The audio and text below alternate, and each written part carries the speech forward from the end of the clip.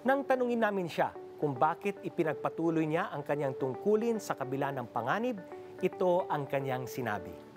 To be able to serve the nation, to be able to provide different products and services to the fellow countrymen, especially on the countryside. You do it well, you serve the people regardless ano yung status in life, whatever their needs are. Pag na-provide mo yun through your work, then that's definitely fulfilling ho as a land banker. Live life to the fullest while performing your duties. Huwag kalimutan yung mga responsibilidad na kasama ng ating everyday life for better and successful Republic of the Philippines.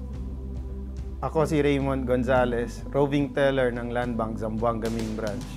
At ito ang aking kwentong lingkod bayani.